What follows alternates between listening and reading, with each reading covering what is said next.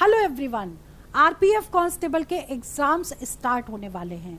यानी कि आपके पास बहुत कम टाइम रह गया है रिवीजन और प्रैक्टिस के लिए। तो अब आपको सिर्फ इसी टाइप के क्वेश्चन करने हैं और इन टॉपिक्स का रिवीजन करना है जिनको हम आज की वीडियो में आपको बताने जा रहे हैं। ये वीडियो इंपॉर्टेंट है उन लोगों के लिए जो लोग अभी 2 से 20 मार्च तक, ये जो डेट हमने दी है ना, 2 से 20 मार्च तक जिनके एग्जाम्स हैं उनके लिए ये वीडियो बहुत इंपॉर्टेंट है, क्योंकि ये शॉर्ट टर्म रिवीजन की वीडियो है और ऐसे ही क्वेश्चन और भी आपके लिए हम बहुत जल्दी रीजनिंग के लेकर आएंगे।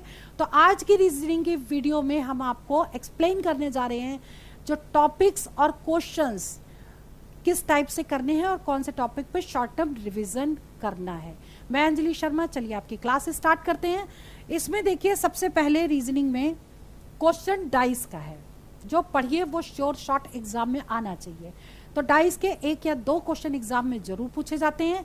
तो डाइस का या तो क्वेश्चन एक्सपेंडिंग फॉर्म में आएगा या 2 डाइस दे देंगे, पूछ लेंगे अपोजिट कौन सा है। जैसे ये 2 तरह के डाइस बनाए हैं, इसमें कुछ अल्फाबेट्स लिख दिए हैं और से पूछा गया है कि एफ का अपोजिट क्या होगा। ठीक है, तो ऐसे क्वेश्चन में क्या करते हैं, अगर कॉमन टर्म मतलब ये सी है और ये भी सी है, ये दोनों सेम है, तो हमें एफ का अपोजिट बताना है। तो इस कंडीशन में अगर ये पोजीशन पे सेम होंगे तो इसका अपोजिट ये होगा और इसका अपोजिट ये हो जाएगा, यानी एफ का अपोजिट क्या हो जाएगा, बी हो जाएगा। क्लियर। और डाइस का मैंने एक वीडियो अपलोड किया है जिसमें सारे टाइप के डाइस मैंने उसमें एक्सप्लेन कर दिए हैं शॉर्टकट तरीके से, उसको जरूर देख लीजिएगा, उसमें से क्वेश्चन श्योर शॉर्ट आएगा। ठीक है, आप देखिए मिरर एंड वाटर इमेज के क्वेश्चन एग्जाम में श्योर पूछे जाते हैं। आप वही पढ़िए जो श्योर पूछे जाए। लेकिन कई बार क्या होता है, क्वेश्चन एग्जाम में ये नहीं, ऐसे नहीं कहते इसकी वाटर इमेज निकालिए या इसकी मिरर इमेज निकालिए। क्वेश्चन केवल दे देंगे which one is correct, which option is correct. ठीक है, तो इसमें जैसे ये क्वेश्चन दे दिया, ऐसा ही आपको एक साइन मतलब बना दिया, इसका मतलब होता है मिरर इमेज। तो मिरर इमेज अगर इसकी निकालते हैं तो कैसे बनेगा, ESROH। इन शॉर्ट ये समझ लीजिए, जब भी किसी मान लो जी है, अब इसकी हमको मिरर इमेज लिखनी है, तो जो लेफ्ट है उसका राइट और राइट का लेफ्ट हो जाता है मिरर इमेज में। तो ये कैसे हो जाएगा, ये आपका हो गया लेफ्ट और ये इधर हो गया राइट, तो ये ऐसे बनेगा। और इसी की अगर वाटर इमेज बनती तो आपका डाउन और डाउन का अप हो जाता। क्लियर। अब नीचे जो बना रहे हैं ये वाटर इमेज है, तो ये वाटर इमेज होगी। इसमें देखिए ये चेंज नहीं होगा, इसके साइड चेंज नहीं होगी, जो चीज नीचे थी वो ऊपर आ गई, जो ऊपर है वो नीचे आ गई। क्लियर। तो ये हो गई आपकी मिरर इमेज और ये हो गई आपकी वाटर इमेज। ठीक, अब इसमें ये साइन बना है, इसका बताना है आपको मिरर इमेज, तो ये इसका आंसर होगा। और एक चीज और ध्यान दीजिएगा, जो सबसे लास्ट वाला वर्ड है वही सबसे पहले आएगा, क्योंकि ये पूरा ऐसे चेंज हो जाएगा। क्लियर। ठीक है, यहीं पे बच्चे मिस्टेक करते हैं। अब जैसे सेकंड क्वेश्चन है, सेकंड क्वेश्चन है आपका रीसाइज। ठीक, अब इसको थोड़ा छोटा लिखिए, री साइज। अब अगर इसका मान लो आपको मिरर इमेज बनाना है, ठीक है, तो कैसे बनाओगे मिरर इमेज, इस साइड लिख रहे हैं हम, ये हो गया, ठीक, Z हो गया, I हो गया, S हो गया, E हो गया और R हो गया। और इसकी अगर वाटर इमेज हो तो वाटर इमेज हम यहां लिख देते हैं नीचे R E और S I Z E। ठीक है, क्लियर। तो इस टाइप के क्वेश्चन एग्जाम में श्योर शॉर्ट आ रहे हैं, तो इनकी प्रैक्टिस जरूर करनी है। इसके बाद देखिए स्टेटमेंट के क्वेश्चन इनइक्वालिटी के इस तरीके से पूछे जाते हैं। ये आपका स्टेटमेंट है और ये 2 कंक्लूजन दिए हैं, पूछा गया है कौन सा करेक्ट है। तो सिलोगिज्म का वीडियो हमने अपलोड कर दिया है ऑलरेडी, वो जरूर देख लीजिएगा। और इसमें हम आपको बता देते हैं कौन सा करेक्ट है, मतलब कौन सा करेक्ट है, दोनों भी करेक्ट हो सकते हैं। तो देखिए T is greater or equal to Q है, तो यहाँ पे T है और ये Q है। ठीक है, तो इसके अकॉर्डिंग ये फर्स्ट करेक्ट हो जाएगा। लेकिन इसके रूल्स और तरीके कैसे हैं वो सिलोगिज्म का वीडियो आपको देखना पड़ेगा, उसके लिए देख लीजिएगा। ठीक है, चलिए आगे बढ़ते हैं। क्वेश्चन नंबर 4 देखिए, ऐसा क्वेश्चन एग्जाम में आता है और श्योर शॉर्ट ये करेक्ट भी होता है। उसका रीजन क्या है कि जैसे ये क्वेश्चन आया है, इसमें आपको 5 फिगर दे दिए गए हैं और क्वेश्चन ये पूछा गया है कि कौन से 3 फिगर को मिला करके स्क्वायर बनेगा। ठीक है, ये तो मैंने हाथ से ड्रॉ किए हैं, इसलिए थोड़ा सा हो सकता है इधर उधर हो जाए, लेकिन ऐसे मर्ज करना है कि उनको मिलाकर स्क्वायर बन जाए। ठीक है, अब देखिए यहाँ पर इस स्टेप में तो कोई कटिंग है नहीं, तो ये तो कहीं एडजस्ट होगा नहीं। ये कर्व है तो ये भी एडजस्ट नहीं होगा, इसमें कहीं कर्व शेप नहीं दे रखी है। इसका मतलब 1 2 3 फिगर ये ऐसे होंगे जिनको हम मिलाएंगे तो स्क्वायर बन जाएगा। तो 1 2 3 किस में दे रखा है, ये दे रखा है ना 2 3 2 1 3। तो 2 1 3 को जब एडजस्ट करेंगे 2 फिर ये तो ये एक स्क्वायर बनेगा, इसका मतलब इसका बी ऑप्शन करेक्ट है। क्लियर, ठीक है। चलिए बात करते हैं अब क्वेश्चन नंबर नेक्स्ट की, मतलब क्वेश्चन देखिए 5वां क्वेश्चन जो है वो सीरीज का क्वेश्चन है, और इसमें आपको नेक्स्ट सीरीज निकालनी है कि किस तरीके से लॉजिक आपको ढूंढना है। तो 1 2 3 4 5 फिगर इसमें दिए हैं, और इसमें कुछ साइन दिए हैं या कह सकते हैं कि कोई अल्फ़ाबेट्स दिए हैं। तो ऐसे ही आपको जब नेक्स्ट सीरीज बनानी होगी तो इस कौन से लॉजिक से नेक्स्ट ऑप्शन होगा, उसमें ऑप्शन हमने नहीं बनाए हैं लेकिन आपको समझा देते हैं। जैसे मान लीजिए इसमें और सेकेंड फिगर में क्या डिफरेंस है, ये थोड़ा सा हाफ गया है ऊपर की तरफ, मतलब क्लॉक वाइज जा रहा है। ये क्लॉक वाइज पहले यहाँ गया, फिर यहाँ गया, फिर यहाँ गया, देखिए ये आ गया, फिर उसके बाद ये बीच में गया, यहाँ गया, फिर ये किनारे चला गया। अब अगली सीरीज में कहाँ होगा, बीच में होगा। तो अगली सीरीज जो भी बनेगी यानी कि ये चीज़ ऐसी हो जाएगी, बीच में आ जाएगी। क्लियर। अब देखिए ये कहाँ गया, ये ए है, ये भी क्लॉकवाइज ही जा रहा है, यहाँ के बाद यहाँ शिफ्ट हो गया, फिर यहाँ शिफ्ट हुआ, ये देखिए, फिर यहाँ आ गया, ठीक है, फिर यहाँ आ गया। अब लास्ट वाला कहाँ जाएगा, वो कोने में जाएगा, यानी कि ये आंसर करेक्ट हो जाएगा। क्लियर। तो लॉजिक आपको इससे पकड़ने हैं और वो आपको सॉल्व कर देना है। तो ये सीरीज के नॉन वर्बल रीजनिंग का क्वेश्चन है इस टाइप का, उसको जरूर करिएगा, ठीक है। अब बात करते हैं क्वेश्चन नंबर 6 की। क्वेश्चन नंबर 6 क्या कह रहा है, ये फिगर दिया हुआ है और पूछा गया कितनी स्ट्रेट लाइन है इसमें, ठीक। तो स्ट्रेट लाइन निकालने के लिए आपको क्या करना है कि इसमें काउंट कर लीजिए, एक स्क्वायर में होती है 4, 1 2 3 4, 4 इसमें हो गई, 4 4 8 9, ये 10, ये तो टोटल हो गई 10, यानी कि ये वाला ऑप्शन करेक्ट हो गया। क्लियर। और क्वेश्चन स्क्वायर निकालने का या ट्रायंगल निकालने का भी पूछा जाएगा, इसको भी तैयार करना है आपको, ठीक है। चलिए क्वेश्चन नंबर 7वां देखिए, कोडिंग डिकोडिंग का क्वेश्चन। कोडिंग डिकोडिंग में कैसे करना है, अगर इस टाइप का क्वेश्चन एग्जाम में आएगा, कॉमन टर्म्स को कैंसिल आउट करेंगे, आंसर अपने आप निकल आएगा। जैसे कि इसमें कम पूछा गया, अब देखिए कम किसमें है, इसमें भी कम है, इसमें भी कम है, कौन सा नंबर कॉमन है, 4, तो 4 इसका आंसर हो गया, यानी कि कम की कोडिंग हो गई 4। क्लियर। और नेक्स्ट क्वेश्चन देखिए, जैसे मान लीजिए ये वाला क्वेश्चन है, 1 2 3 4 is equal to men are very busy, 4 5 6 7 is equal to busy person need encouragement, 3 5 8 9 is equal to encouragement is very important, और 2 6 8 0 यानी इंपॉर्टेंट पर्सन आर रेयर। तो आपको बताना है इनकरेजमेंट क्या है और मैं नीड इनकरेजमेंट की कोडिंग क्या होगी। इस टाइप के क्वेश्चन को कैसे करेंगे, ये भी कॉमन टर्म कैंसिल, ठीक है। तो ऐसे क्वेश्चन को करने के लिए क्या करना है, कॉमन टर्म देख लीजिए, इनकरेजमेंट निकालना है तो इनकरेजमेंट कहाँ है, ये इनकरेजमेंट है और ये इनकरेजमेंट है। अब इन दोनों में कॉमन क्या है, देखिए 5 इन दोनों में कॉमन है, इसका मतलब इसका आंसर हो गया 5, यानी कि इनकरेजमेंट की कोडिंग जो है वो 5 हो गई। क्लियर। तो हम यहाँ पर भी 5 लिख दें। क्लियर। इसकी अब हमें निकालना क्या है, मैन और नीड। तो मैन तो दे रखा है फर्स्ट में, और देखिए कहीं मैन नहीं दे रखा है, इसका मतलब हमको मैन के अलावा जो टर्म्स हैं उनको कट करना पड़ेगा, ठीक है।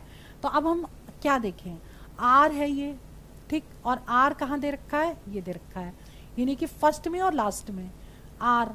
तो यानी कि फर्स्ट और लास्ट में क्या कॉमन है, 2, तो 2 फॉर हो गया आर, ठीक है। क्लियर। अब हम वेरी को कट करेंगे, वेरी हो गया आपका ये, और वेरी कहाँ है, ये, और इन दोनों में क्या कॉमन है, इन दोनों में कॉमन है 3, तो 3 फॉर हो गया वेरी। क्लियर।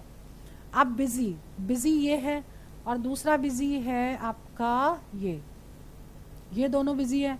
अब इसमें क्या कॉमन है, इसमें आपका कॉमन 4 है, ये, ठीक।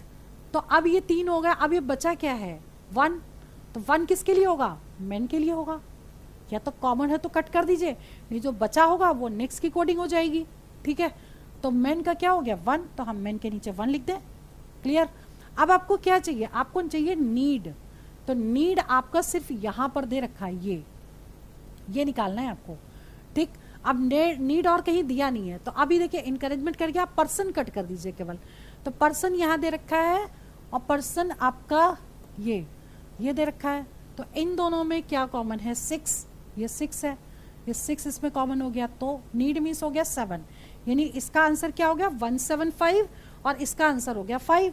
ठीक है, तो कॉमन टर्म कैंसिल आउट करके इस तरह के क्वेश्चन करते हैं।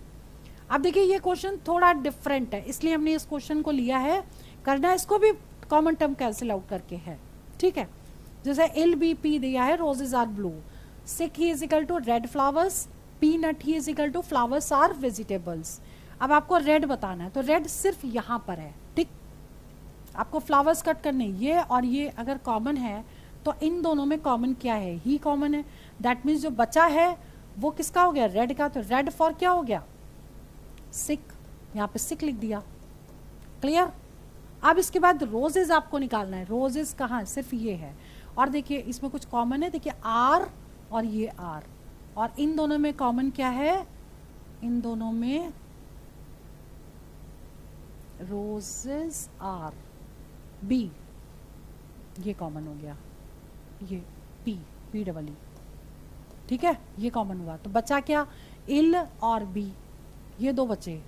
ठीक, अब ब्लू भी नहीं है कहीं और रोजेस भी किसी में नहीं है, इसी में है, तो या तो इसका आंसर होगा इल और बी, दोनों, या तो ये ऑप्शन में दिया है तो करेक्ट होगा, अदरवाइज इन दोनों में से कोई नहीं होगा, ये इधर दिस और दिस होगा, तो आंसर वही टिक करेंगे। Clear?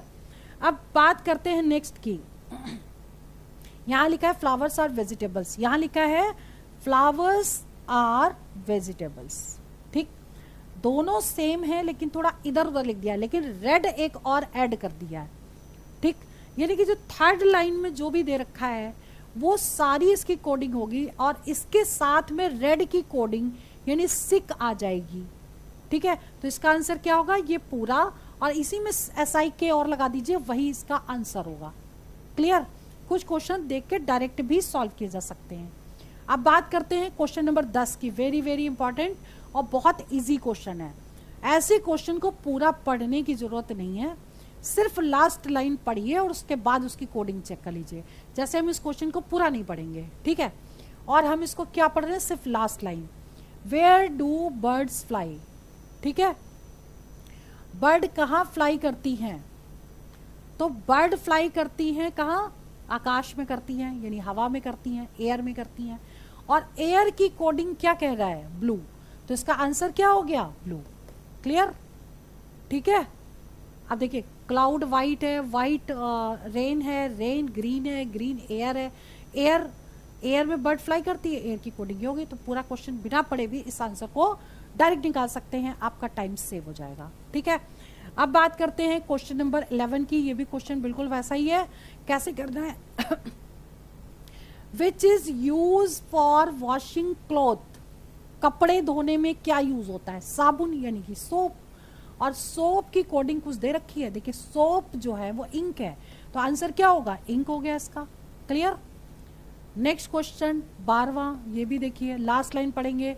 On which would a man sleep, आदमी कहाँ सोता है? बेड पे सोता है। ठीक, और बेड की कोडिंग क्या है? विंडो, तो आंसर क्या होगा? विंडो। ठीक, इजी था ये।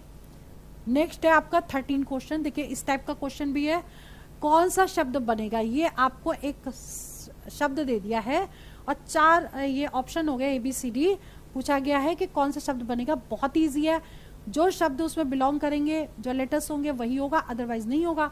जैसे A ऑप्शन है तो यहाँ पर KNW और N आ गया इसमें 2 बार, लेकिन इसमें एक ही बार है तो A हो नहीं सकता। ठीक, ये वाला गलत हो गया।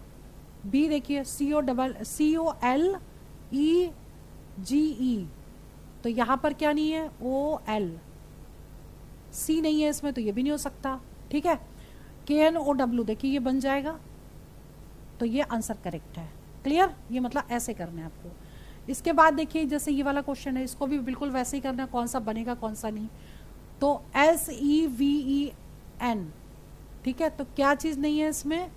SEV नहीं है इसमें। ठीक, V नहीं है तो ये बन नहीं सकता। PEST तो यहीं पे दिख रहा है, ये आंसर करेक्ट हो गया। क्लियर? तो इस तरीके से आप क्वेश्चन को सॉल्व कर सकते हैं। अब जैसे ये क्वेश्चन है, थोड़ा डिफरेंट है, इसमें पूछा गया है arrange the following word in order as per dictionary. Dictionary के अकॉर्डिंग कैसे इसको अरेंज करना है ये बताना है आपको। तो आप क्या करोगे, सबसे पहले देखो एफ ई यानी अल्फाबेटिकली इसको आपको अरेंज करना पड़ेगा। तो सबसे पहले ए आता है, एफ तो सब में है, तो आप सेकंड वाला देखेंगे, यानी कि ए आ गया इसमें, तो यानी कि हो गया पहला हो गया 3। अब ए के बाद देखिए ई सब में आ रहा है, ठीक। अब ई के बाद आपका कौन सा लेटर है, तीसरा, तो तीसरा पहला, क्योंकि एफ ई तो दो सब में सेम हो गए। फिर आपका आ गया ए, यानी कि इसके बाद आ गया 5वां, ठीक। 3 आया फिर 5 आया, क्लियर। अब ए के बाद तीसरा देख लो कौन सा लेटर आएगा, L M N O P Q R S, देखिए एल आएगा, इसके बाद 4 आ गया, ठीक। फिर आर एस, ये तीसरा लेटर एस आएगा, फिर आपका 1 आ गया, वी आएगा। तो ये इसका आंसर हो गया। ऐसे क्वेश्चन करने हैं ये सॉल्व, ठीक है। तो इसी तरीके से आपको 16वां क्वेश्चन भी करना है। डब्ल्यू आर सब में दे रखा है, ठीक। तो डब्ल्यू आर के बाद तीसरा लेटर ए, यानी 5वां पहला होगा, और ए के बाद क्या आता है, E F G H I, तो ई आएगा, यानी चौथा हो गया। 4 के बाद देखिए आई अब 3 में है, ठीक। तो 3 में अब चौथा लेटर देखेंगे कौन सा है, तो जी पहले आएगा, यानी यहाँ 2 हो गया, और फिर N O P Q R S T, यानी कि अब इसके बाद आएगा फर्स्ट 1, और इसके बाद आपका आ गया 3, इस तरीके से, क्लियर। यानी अगर पहला लेटर सेम है, दूसरा सेम है, तो तीसरे से चेक करेंगे, क्लियर। चलिए आगे आपका क्वेश्चन नंबर 17वां, ये भी आपका बिल्कुल वैसे ही करना है। के सभी में दे रखा है, ए दे रखा है ये, तो यानी चौथा पहले हो गया। अब इसके बाद देखिए ई तीनों में दे रखा है, इसको छोड़ करके, चौथे को छोड़ के। अब आपको सिर्फ ये 3 देखना है, ये सिर्फ, ठीक। तो आपको क्या देखना है, नेक्स्ट पी देखिए सभी में आ रहा है, तो आपको क्या देखना है, चौथा लेटर, तो ये एच हो गया, फिर इसमें एस हो गया, ठीक, एल हुआ, टी हुआ, तो एच पहले आएगा, तो ये दोनों तो हो गए, ठीक।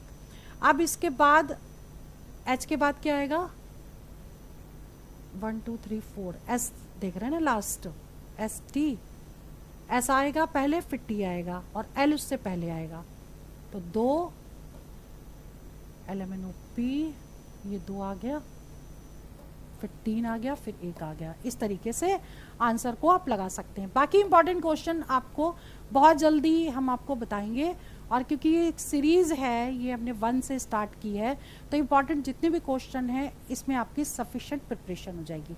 चलिए वीडियो में यही ओवर करती हूँ। All the best for exam for selection. जय हिंद, जय भारत।